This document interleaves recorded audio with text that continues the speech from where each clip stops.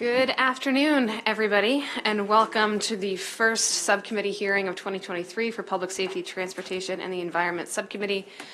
Sarah Elfreth, privileged to chair this subcommittee this year, joined by my colleagues, Senator Johnny Ray Salling from Baltimore County, Senator Mike Jackson from Prince George's, Senator Jim Rosepep is joining us shortly, and as a special treat, our chairman of Budget and Tax has joined us, I'm sure, to give me a grade at the end of today.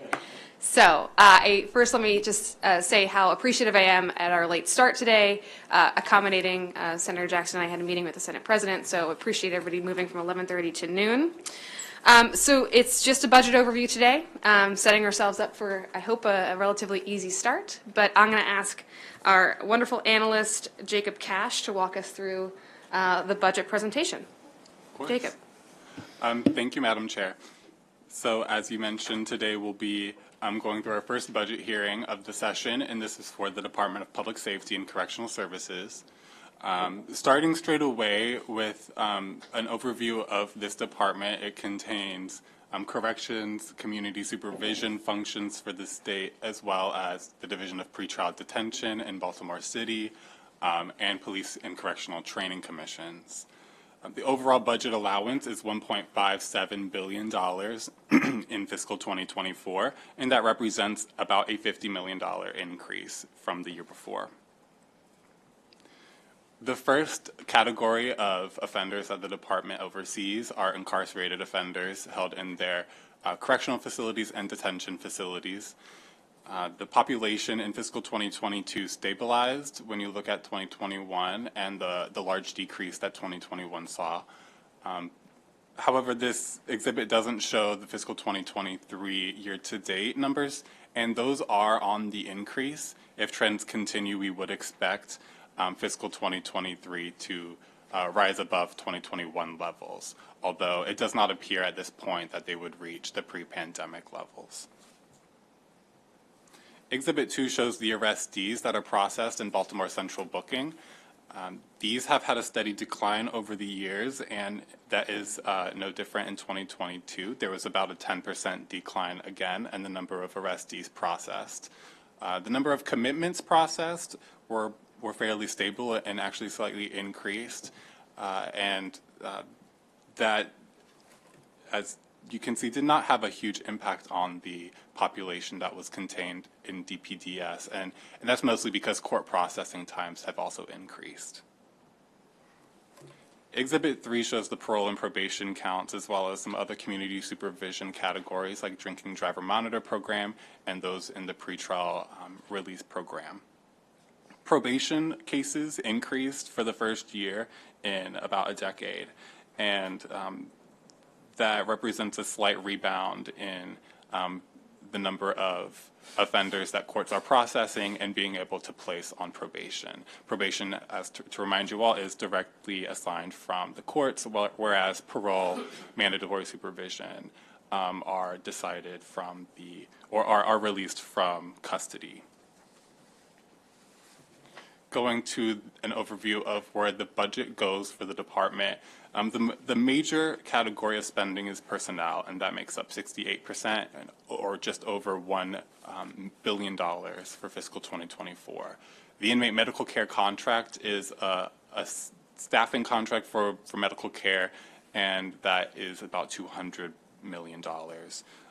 So overall, the majority of the department's use of the budget is for providing direct custody services or medical care for inmates.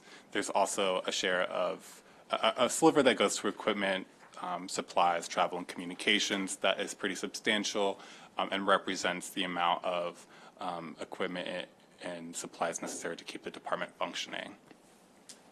Exhibit 5 breaks down the budget into the various units that I mentioned at the outset of the hearing. The Division of Correction is the largest portion of the department. It almost makes up $1 billion in fiscal 2024. This is the main mandate of the department is to keep custody of offenders assigned for incarceration. Exhibit 6 shows general fund spending, and this represents things that are slightly less out of the ordinary that we can control. So we can't control the amount of federal funds that are always available, but general funds are the main source of this department's funding. In fiscal 2024, you can see that there is finally a substantial increase over what it has been in years past, a level at about $1.2 billion. This is actually something that we would have expected to increase at a slightly greater rate based on the department's personnel complement, but the fact that the department's employment has decreased over the years means that not as much general fund has been dedicated towards the department as if they had continued to employ as many people as they were 5 years ago or 10 years ago. So as I mentioned, the overall budget is $1.57 billion, and you can see that here in the corner. And the overall change is $50 million, excuse me. The largest share of that is in personnel costs. Those change by about $30 million. They increase. The health insurance premiums, which are not necessarily controlled by the department, but represent the state of the health insurance market and the number of positions that they have, increased by about $17 million, and that's the largest single increase the department had this year.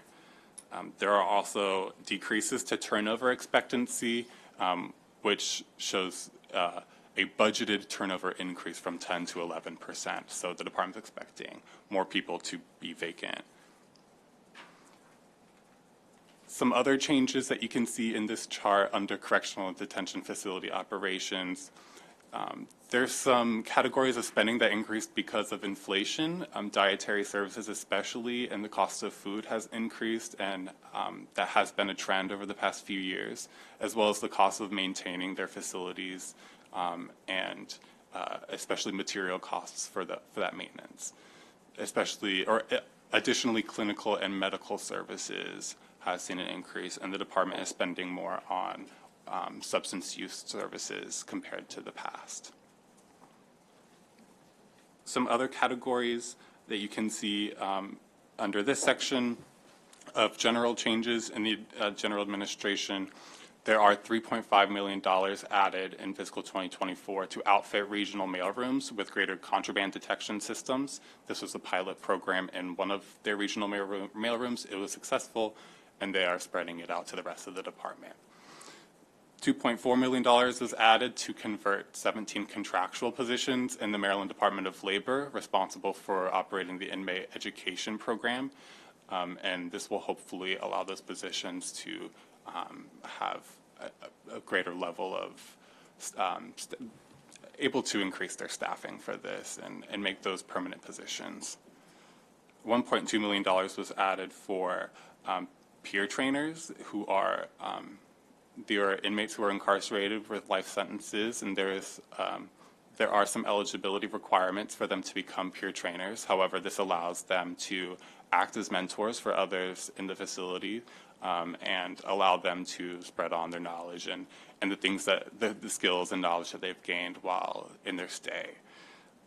And there's also an increase to the uniform allotment for COs and for community supervision agents, doubling the amount that they're allowed, and this should help to reduce some of the stress on them. Going to the issues section, the first issue that I'd like to talk about today is the number of vacancies in the department and their overall staffing situation. The level of employment decreased again in fiscal 2022, and currently at the outset of January 2023, there are only 7,776 employees, and that is using the appropriation and the vacancy data. Most of the reduction is a loss of COs, and that's something the department had made progress in keeping their CO levels from dropping, but they dropped again in 2022. And there's also an issue with administrative vacancies. And Exhibit 8 shows some of these categories of administrative vacancies. Particularly, I would point to the protective service workers, which includes non-custodial correctional officers. They are officers who are still required to undergo training and have specific skills to work in the facilities that they do in their capacities. However, about 1 in 4 of those positions are vacant, and that impacts the department's ability to maintain order and safety in facilities. These are people who are restocking, who are taking offenders throughout the department to their appointments and where they need to go, and they are also in charge of monitoring rec time. So this is something the department should pay more attention to and make sure that they're paying just as much attention to the non-custodial correctional officers as they are to the custodial ones. Exhibit 9 shows the filled positions in the department each quarter since 2014. And in January 2023, you can see that it is the lowest of any session that we've been in. There's currently, as you can see in Exhibit 10, almost 600 correctional officer vacancies. There's 718 administrative vacancies and 129 community supervision agent vacancies. Each of these categories are important for their own reasons. It's important to have an administrative complement that's able to do the support services necessary to allow the correctional officers and community supervision agents to focus on their jobs, as they are the main operators of the department. Speaking just of correctional officers, this exhibit 11, also shows month-to-month changes, and as you can see in fiscal 2021, more of those months were filled with increases, and there's been very few months of increases since then. There's a slew of budgetary initiatives and other opportunities trying to increase the employment in the department. There's some initiatives that have been in place for a few years now, including the retention longevity pay incentive, which encourages those who are of retirement age to stay on the department for 4 additional years. There's also a starting bonus and a regional hiring bonus for the hardest to recruit regions. And there's also a referral bonus for those who successfully refer a successful candidate. In the past few years, there have also been a number of salary increases, general salary increases, ones that are specific to specific bargaining units, and some that are specific to classifications. Some of these targeted step increases include the CO1 and CO2 level classes, and those received several step increases, which the department has reported has been helpful in maintaining those populations. And then there have been annual salary review increases. Approximately 183 administrative positions received a grade increase, and in this year there are set to be about 145 correctional supply officers, 16 correctional dietary managers, and 5 correctional maintenance regional managers who are receiving a grade increase. There are also some other supervisors, mental health counselors, social workers, and psychology chiefs who are receiving grade increases. And this ASR process is initiated by the department. They submit the ones who are the hardest to fill or are in most need of receiving grade increases, and these are processed by DBM and approved on a case-to-case basis. This is a way that the department could in the future continue to bolster the salaries that are provided to some of these hard-to-reach classifications that were mentioned previously in the administrative section. There is also a concern of staffing adequacy with the department. While we understand how many PINs are appropriated and how many vacancies there are, that does not necessarily say if the amount of staffing is adequate, if more needs to be appropriated, or if more needs to be filled. At the time of writing this analysis, I did not have the staffing study. However, that has been provided in the time since. According to that staffing study, approximately 2,500 additional PINs would be needed in order to reach a point where each post is staffed appropriately. That would also mean, in terms of hiring, about 3,000 more CO, 1, 2, and sergeants would need to be hired. This all sometimes comes to a head in different areas, such as overtime, where you can see there's been a large increase in the amount of overtime spending from 2013 to 2020. And since 2020, the pandemic did help the amount of overtime that was required by reducing the movement in facilities. But because there hasn't been a substantial improvement in the amount of vacancies the department has, overtime has remained elevated. It has reached over $160 million in fiscal 2024. And until the department reduces this overtime, it would indicate their staffing situation needs improvement. Exhibit 13 also goes into the assaults in detention facilities. Specifically, detention facilities have been the most impacted. And in 2017, there was the largest peak, but we are increasing and going towards that point again in 2022. There have been increased news reports of assaults in facilities, as well as absconding and escapes from facilities. So maintaining safety is something that is hard to do when you don't have a full staffing component, and making sure that vacancies are filled in a timely manner should help to improve this. The next issue for the overall department is their available program and service data.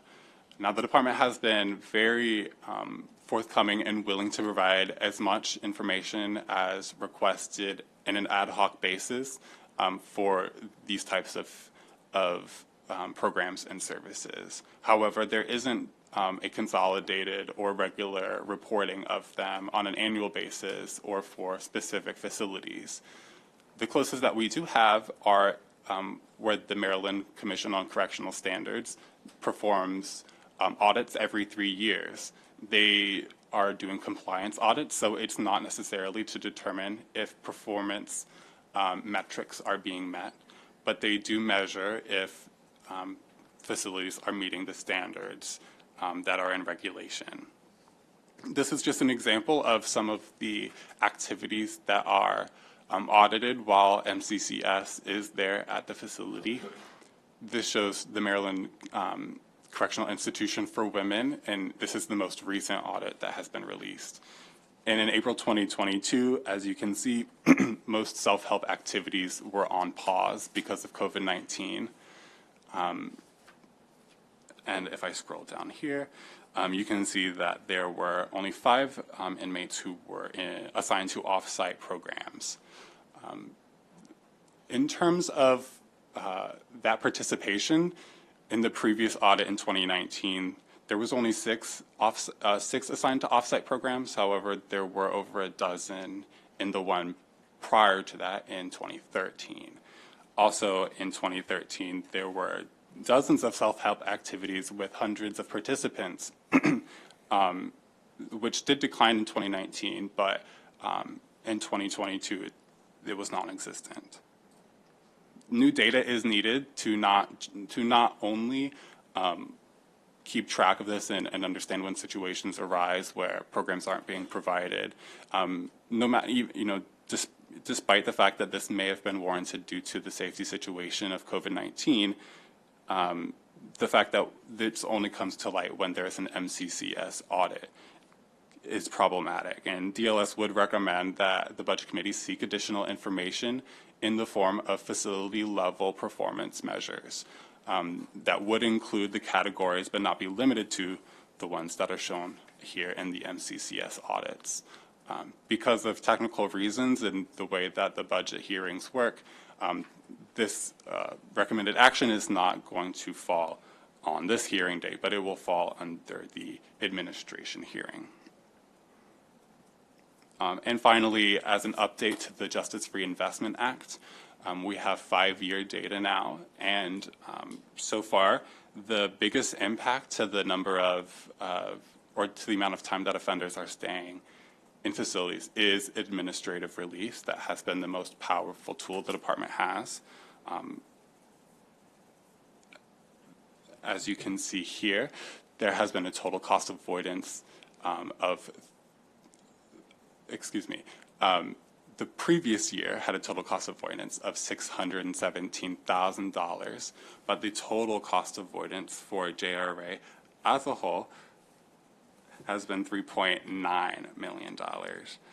And that correlates to approximately 910 fewer inmates, fewer inmate years being served. So that's quite the drop, quite the impact, and the amount of savings that are measured are also budgeted in the Governor's Office of Crime Prevention, Youth and Victim Services. They calculate that slightly differently than we do.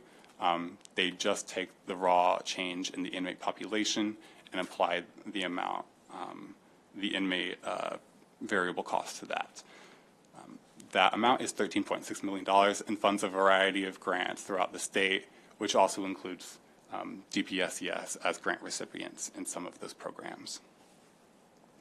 There's an appendix that summarizes 2 of the JCR reports that the department summarized this year, including one where there was an issue of overtime pay errors that has been since reconciled. If there's any questions, I'd be happy to answer them, but that concludes my presentation. Thank you, Jacob. Incredibly thorough overview. We appreciate it. Senator Jackson. Thank you, Madam Chair, and thank you, Jacob, for your overview. I saw in the we see in the audit information regarding mental health counseling and the impact of COVID-19. And I was looking back at the budget, the itemization of the budgets where things had changed. The clinical and medical services will change to. Will that include the mental health and behavioral health costs as well? So the department has made a contract, has come into contract with a vendor for substance use disorder treatment services, and that is currently being rolled out, and it's budgeted and planned in all corners of the facilities as well as community supervision. Yeah, I see where the substance abuse, a few ticks down. And some of that is also wrapped up in the clinical and medical. Got you. Yeah. Okay. All right. Thank you. Thank you, Madam Chair. Senator Roseborough. Thank you. Got a couple of questions. Got to find the page. You had this distinction among employees between. I can't remember if they're all correctional officers or different kinds of correctional officers. You had the difference between professional staff and protective service workers. Sorry? I believe it's page 18. Yeah, page 18. Yeah, I found it. I don't quite get the distinction. I mean, so give us a little more detail on the distinction. Of course. These are more technical employee class or employee family categories that are used just to keep track of them. But so it may not be as they're not classification level, I guess is what I'm saying. But professional staff would be people like fiscal services. Well, actually, there are a variety. There's a smattering of classifications throughout all of these, but it more so depends on what are the requirements and eligibility of the job. What's the salary rate? What kind of work are they expected to do? So people in the professional staff would be working in a, in an office sense, in a they're not going to be the ones who are, they're not going to be working in facilities. They're working in facilities. Other than like case managers would be professional staff, but this is only the administration, it's administrative employees. So Correctional support officers. So this is all separate from correctional officers who are Yes. actually Yes, guarding, this is guarding the prisoners in the place. So in these other exhibits, I break down between correctional, administrative, and community supervision agents. And so that Exhibit 8 is just showing from the administrative employees. And so the bar, or the numbers on the left, they're the number? Yeah, so there's the amount that they have on hand, the amount that is So there filled. are almost 1,000, what you call professional staff, and about slots, and 600 protective service workers. Those are how many are on the job now, that as far as we can tell. People that they've I'm hired. sorry, you're right, it's filled Yeah. position, it's filled position. Okay, it'd be helpful to get a little more sense of what the difference is with what they do. So that was the essence of my question. Of course. My second question was on page 25, on the offender assaults. Again, I'm trying to understand the math. So take 2017, more than 25 offender assaults per 100 And average daily population. yes. I'm trying to understand if that means, So that means if they have, if one facility has 100 people, for every day of the year, whenever you go in there, they have 100 people, and that doesn't change the entire year, then you would expect them to have, in 2017, over 25 assaults over the year. over the course of the year. So it's 100 assaults per year per 100 inmates. Is that right? So yeah, it would be that about 1 in 4 of that population is encountering an assault during that year. Okay, so 25% of the offenders have been assaulted during the year. These are based on count, so it could be that one offender had 5 assaults. No, I get that, But that, roughly, it would go to about 1 in 4 people is encountering violence there, speaking very roughly. okay. Do we have any comparative data?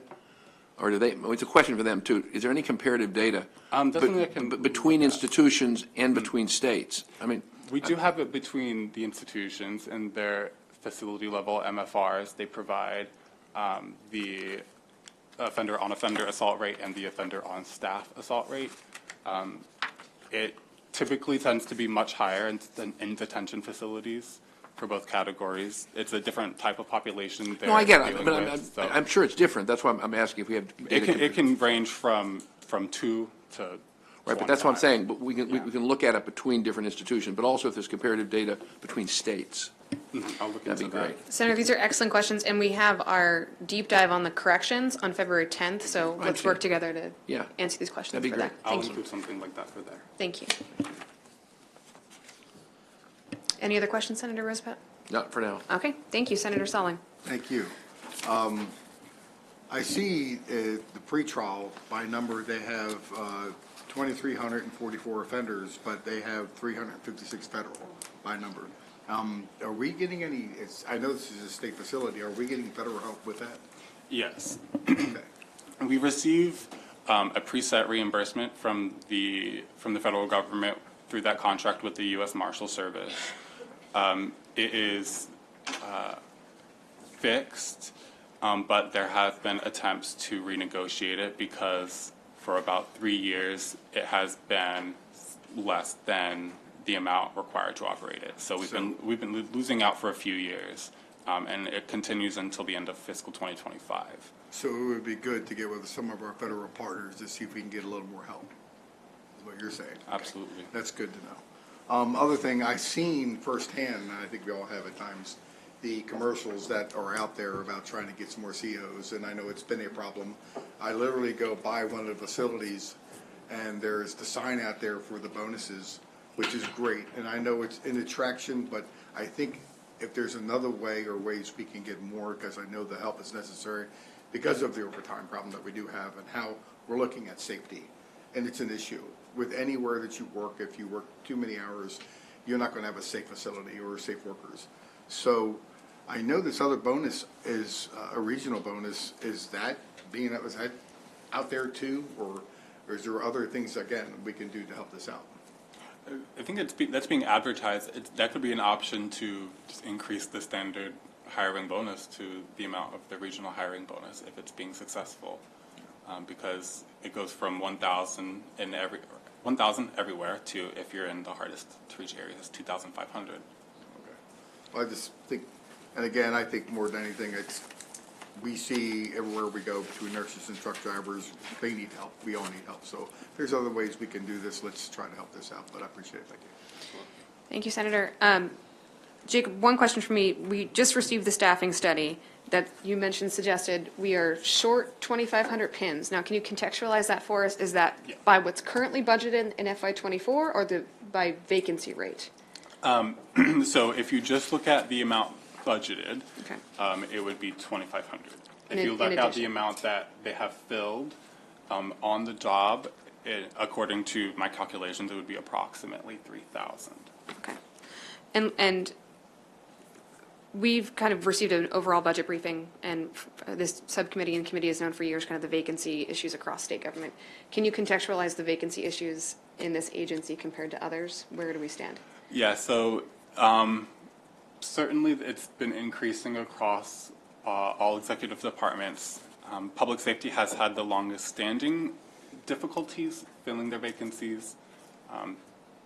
However, they have not had the largest increases over the past few years. Okay. Those have been in some of the other executive departments. But in terms of staffing adequacy and where they're at in terms of meeting their mission with the positions they have, public safety is in just as bad a position as most of the other major ones. Okay. Thank you very much. Any other questions for Jacob? Senator Respet? Yeah. Now I'm a little more confused. So the staffing adequacy and vacancy issues. So the adequacy is in correctional officers? That's what the study was, in correctional officers, or the whole? Correct. Okay. It only looked at entry-level correctional officers, CO level 2, and then sergeants. Okay, okay.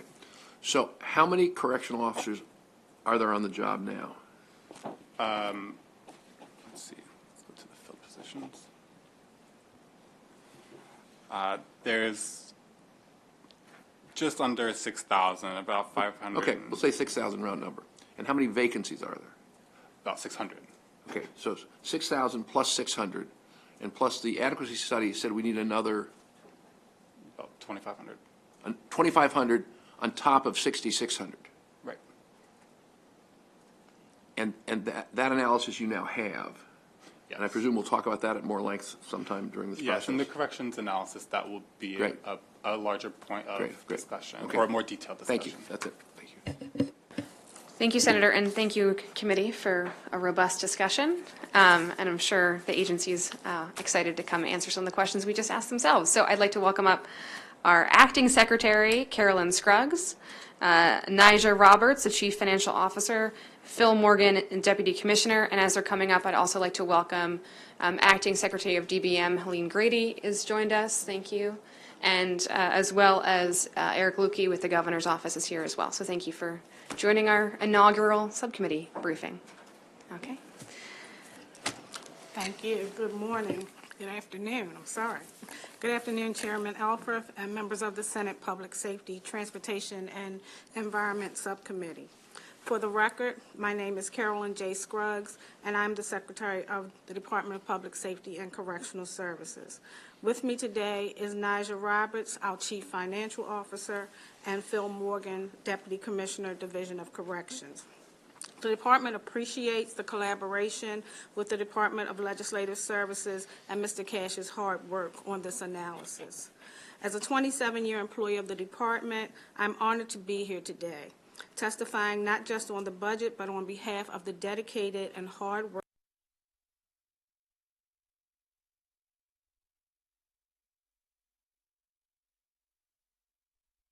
and acknowledge the hard work and dedication of our men and women who do exceptional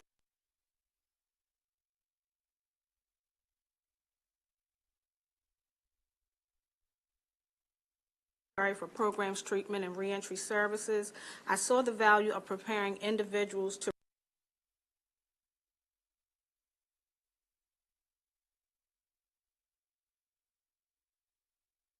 continue to bridge between release and reentry.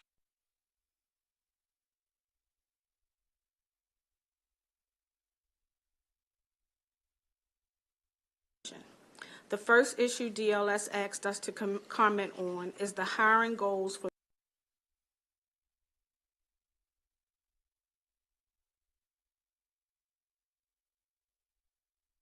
hiring goes beyond minimizing and eliminating mandatory overtime.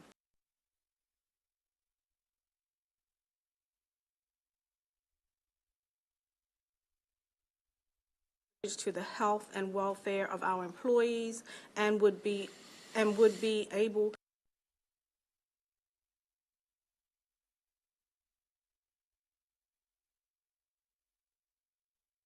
positions, administration, community supervision, and correctional officer in the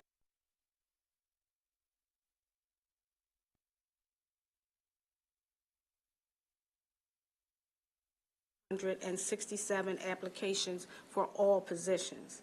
Additionally, the recruitment unit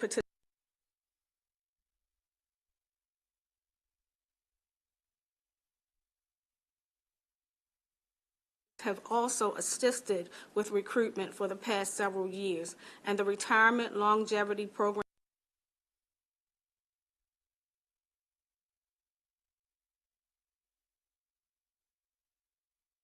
implemented. The RLPI was specific to only correctional officers. Expanding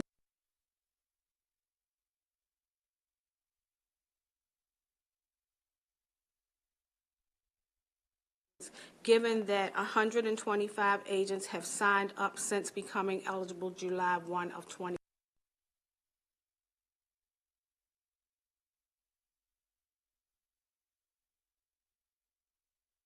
Serves the resource of experienced agents while the department onboards the 70 supervisors.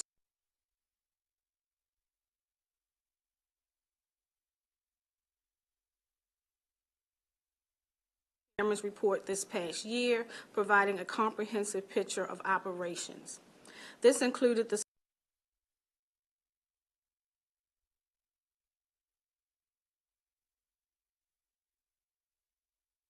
report contains detailed descriptions of our ever-evolving recruitment and hiring strategies.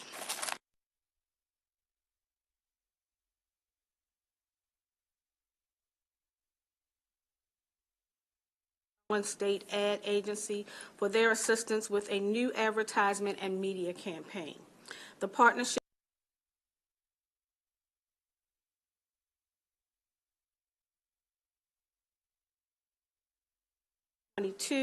the starting salary of a correctional officer, 1, increased by almost 10%.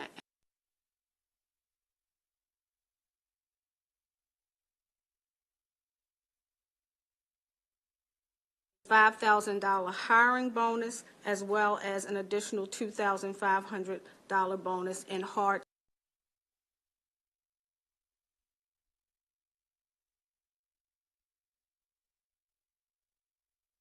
to continue to offer bonuses is expected to assist with continuing recruitment efforts. The department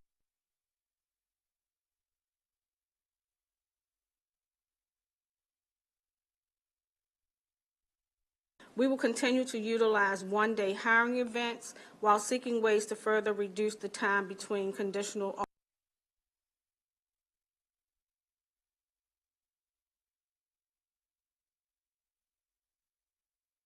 The department faces the challenge of a dwindling pool of candidates in an increasingly competitive job market where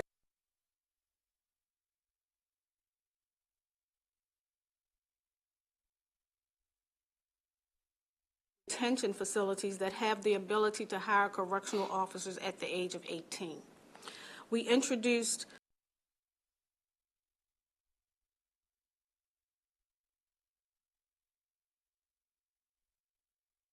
an individual can apply to become a correctional officer to 19 years of age, as opposed to the current 20.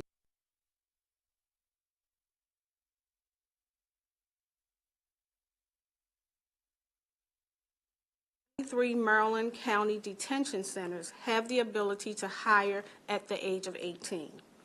It should be noted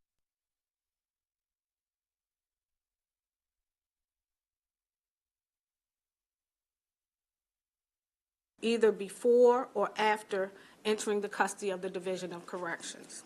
The department will continue to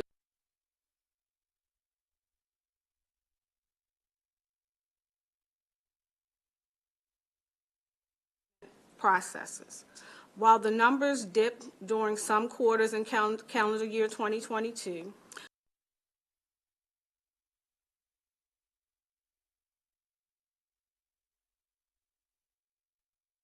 swing in correctional hires during the past quarter. The next matter the department was asked to comment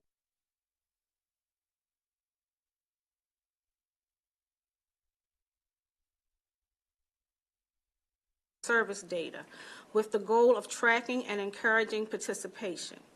DLS is recommending committee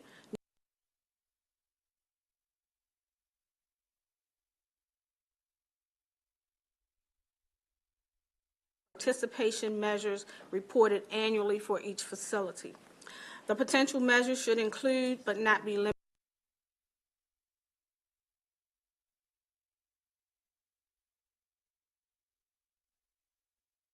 welcomes the opportunity to provide subject matter expert in developing meaningful data points on correctional operations.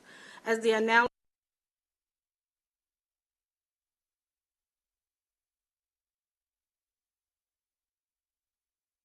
when we receive it. In conclusion, I am truly proud of the women and men in this department, the dedicated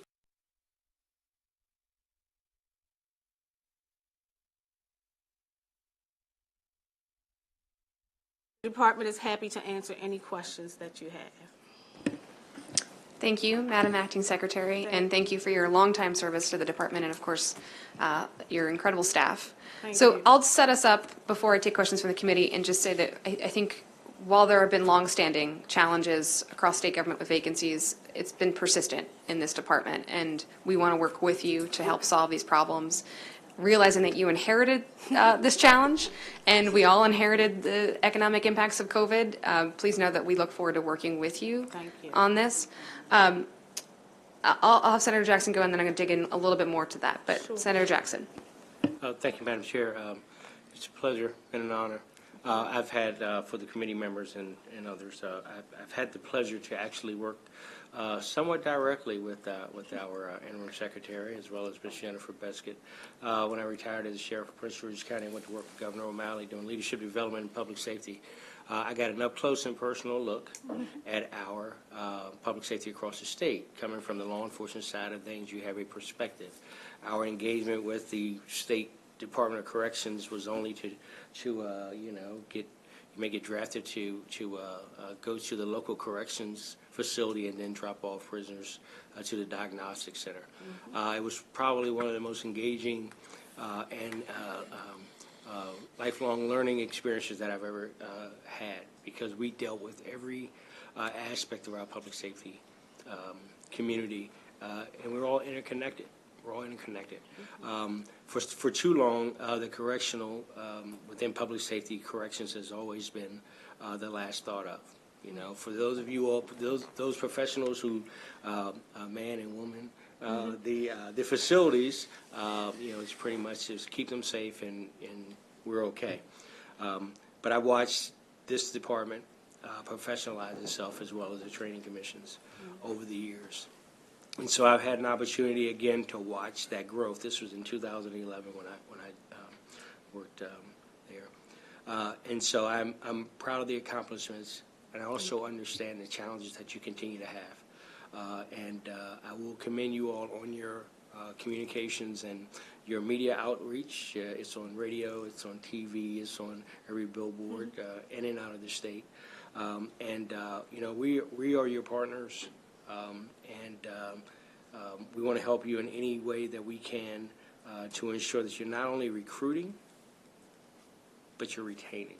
That's the biggest challenge. You mentioned the challenges with the local folks, being able to pay a little more, and with a lesser population.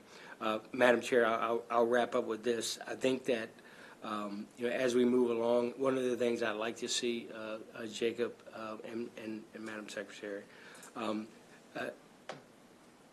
working conditions is a huge challenge for anyone working anywhere. And again, I had the honor and pleasure of visiting every correctional facility in the state, including the locals. So if you could provide the committee with some information on where you all are with your facilities and the conditions of the facilities, that's something that I'm very much interested in. I know you all have been working on that. Thank you, Madam Chair. Thank you, Senator. Senator Song? Thank you, Madam Secretary, for this information. And I know, talking and feeding off our good senator, we have major problems that we've seen the downfall from 2014 to now of every position going down every year. And we are doing, I know, all that we can, but we could do more. I know we can. And if I know that this is something that you might be doing already, but I know with our veterans and our schools and our colleges and reaching out to those areas, I think it would be a plus if there was opportunity even for us to meet those principals, those presidents of our colleges, and have an opportunity to let them know there's opportunity for them, a great opportunity to be in the state of Maryland to work in corrections and other departments. Because we see from 2019, just that time, to 2022, and I see the vacancies, but some that were terminated, positions that were abolished. So from 10,414 to 9,217 in 2022, because we know that the population has gone down.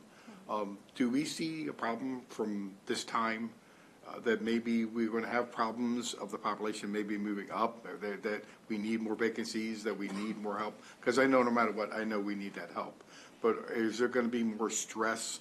Is there going to be more problems with that? And do we need to do more? Thank you.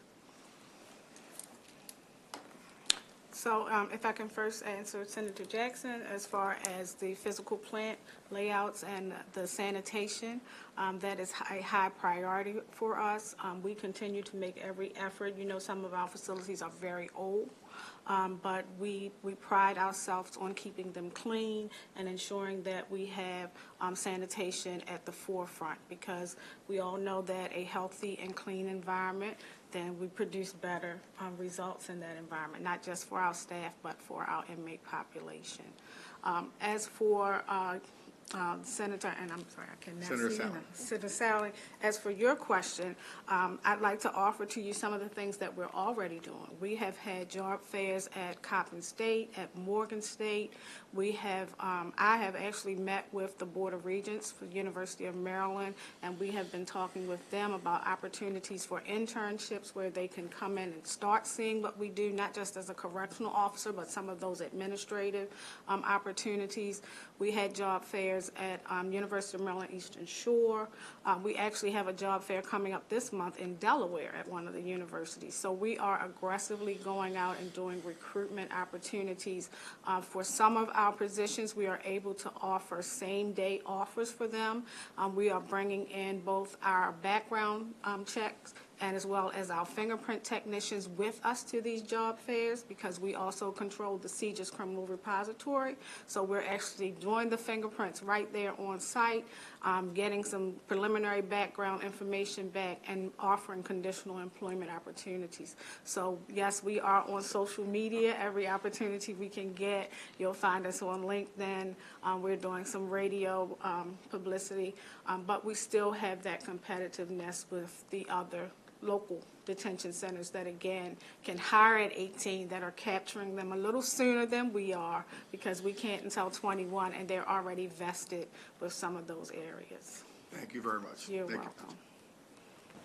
Thank you, Madam Secretary. On continuing this theme, so I appreciate the staffing study came in after your budget request probably went to the governor. So with that in mind, and you being, let's call it with current vacancies, 3,000 pins down, what is and I realize that you're 9 days in.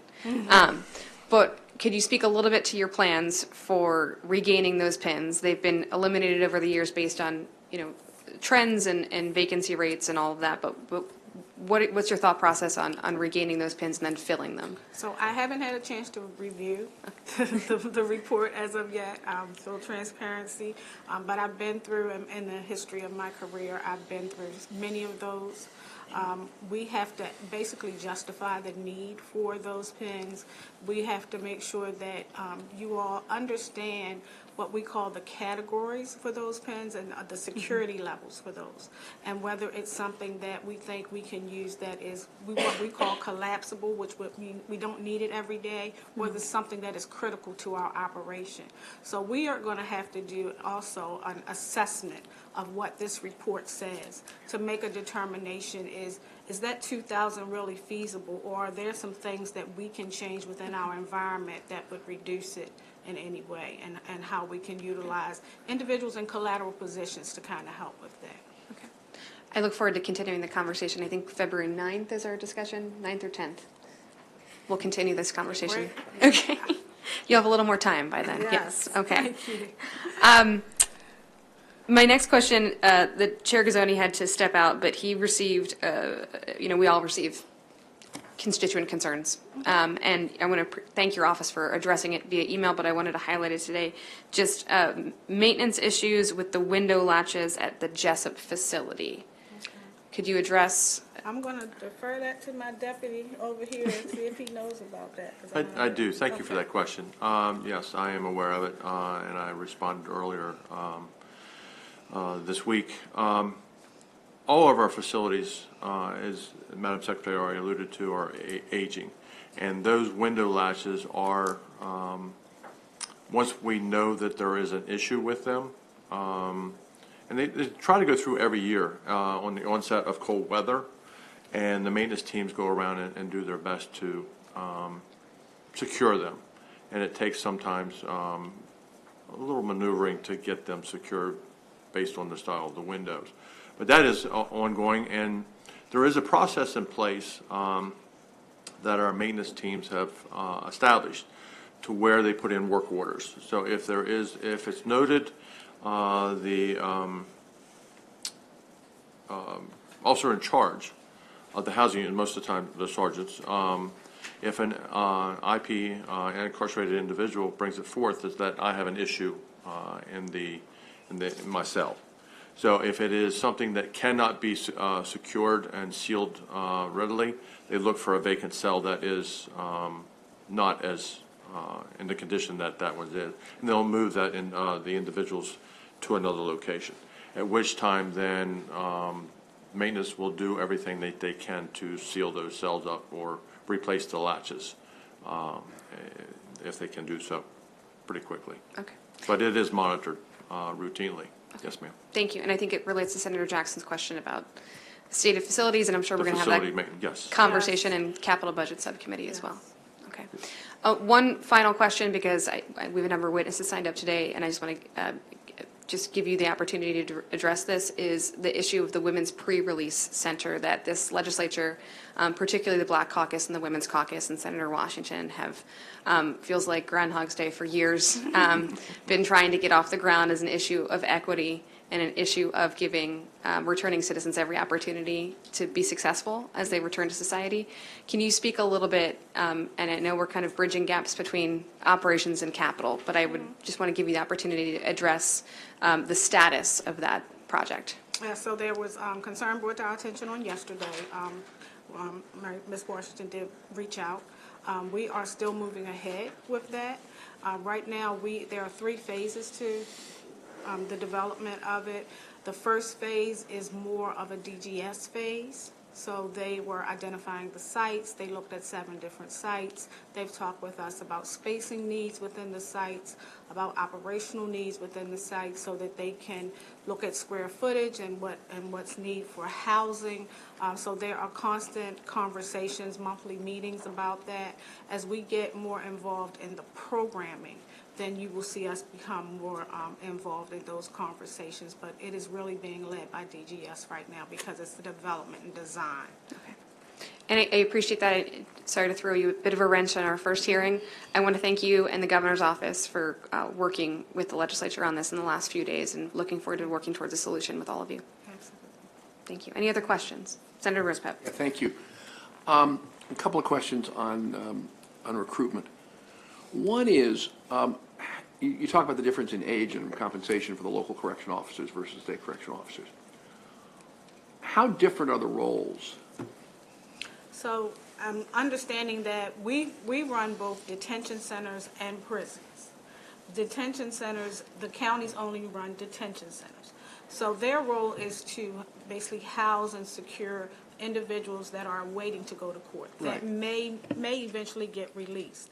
The larger portion of what we do are individuals that have been sentenced. So there are going to be additional responsibilities such as programming that they're going to be involved with, substance abuse treatment, medical, mental health. So our correctional officers are more engaged with a lot of reentry efforts, workforce development, Gotcha, that's helpful. education than you would see at a local detention center, because the term of stay is much shorter at that detention And does that mean center. the skill set is materially different? Well, they both go through the same academy. So they will go through the academy, our police correctional training academy, and they will be trained accordingly. It's more of, once they get to the facility, learning the climate of that facility and the activities that go on there based on the classification of that facility. Okay. I mean, as you know, this issue of age is controversial. And so I'm trying to get my head around how it's similar and how it's different, and why, I mean, one of the arguments for bringing it down, I think, to 19 is what your all's proposal is, is, well, they're at 18 in the county correctional facilities. Help me understand kind of big picture where age fits into this in any way. The lower age you go, the bigger pool you have. I got that. But what is the theory argument around higher age or lower age?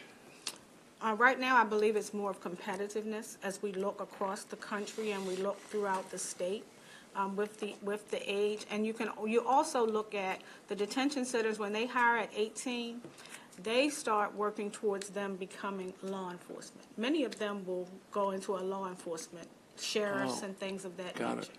it. If we lower our age, then their pathway to success continues to be the correctional pathway. They can become our sergeants and our lieutenants and our captains and not be consumed by law enforcement. So we're very competitive with the same pool of individuals there. So why can't you be the logical next step for the younger county correctional officer to come into a career with the state? Wouldn't that be a logical recruitment pool? So we absolutely could. But when you think of the far-reaching counties of the Eastern Shore or Western Maryland, and if you had an opportunity to work in a detention center that maybe houses 200 individuals, instead of coming to a prison that houses 2,000, weigh the option. Well, right, but that's a question of which job is more attractive. Right, exactly. So that goes more to the attractiveness of the job. But to me, that sort of implies that if you were to lower the age for the state, you'd still lose those people to law enforcement. We may. Okay. We may. Okay. We are not seeing that right now, that we're losing a lot of individuals to law enforcement. Well, no, but you take people at 21. So it's a different pool that you're Correct. looking at. Gotcha, okay. Another question is, what is the average age now at which people come in as correctional officers? I do not have that information for you, but I will get that. Could you do that? That Yeah. would be helpful. And also, along with that would actually be where they're coming from. What did they do before? What is the labor pool of newly recruited Okay. correctional officers? Another question is, do you have an estimate of your cost per successful recruitment? I do not. Let me defer. We do not. We'll get back to you on that. That would be great. Cost per. And then finally, I know you're familiar with the work group that we asked for in last year's budget on dealing with the vacancies and looking at apprenticeship pathways. I'd be interested, based on the first round of work, the initial report, if you have any, I know it's another 6 months to go to finish that and come up with the specifics, but do you have any reflections on that, of what you've learned so far? And I am not familiar with are you talking about for staff? apprenticeship pathways, or are you talking about for inmates? I'm not No, familiar. no, no, I'm sorry, I thought you were, my apologies. No. Yeah. So in last year's budget, we asked a work group to be created in the department to look at apprenticeship pathways to solve your vacancy problem and integrating it with the blueprint legislation, which intends to have tens of thousands of apprenticeships starting in high school. And we've had a lot, Senator Jackson participated in it, I participated in it, and folks in your department have been involved in it. It'd be good, if you do this, take a look at it. The interim I will. report came out on December 1st. Are you familiar? Yeah, no. And so if you could take a look at it, then we could discuss it in future hearings. Yes, so give us some time, we'll do some research on that. Thank you very to do much. that. Thank you. Thank you, Madam Chair. Thank you, Senator. I'm happy a report came out on December 1st on time. That's, love that trend. Madam Secretary and your team, I think we're going to see you a few more times this year. I appreciate your willingness to work with us, and I think you heard from the content of the questions that we really do want to work with you to solve these shared challenges that we have. So thank you in advance for your Thank you. cooperation in We're this looking session. very forward to working with each of you. Thank you. Thank you. We have a number of witnesses signed up, and just a reminder that we will limit witness testimony to 3 minutes as per committee standard. First, Psalms Rojas from Merriam House and Matan Zeimer from Jews United for Justice.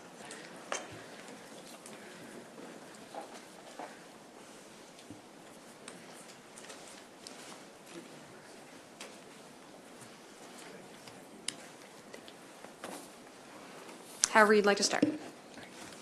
Great. Good afternoon, Senator Alfrith and members of the subcommittee. We're really here just to express our support and our, we're not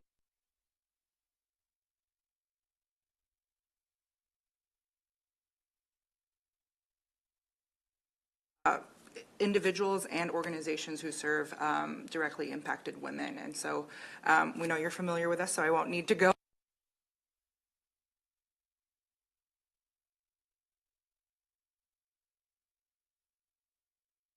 Project that continues to move forward efficiently and in a timely manner. Absolutely. And just for the record, my name is Matan Zemmer. I'm a Maryland.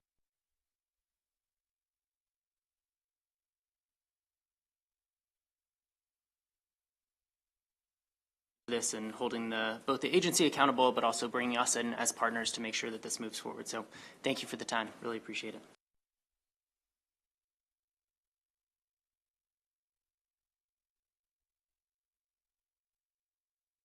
Maryland Justice Project. She's not able to be here today. Okay. Well, with that, subcommittee, thank you for a wonderful.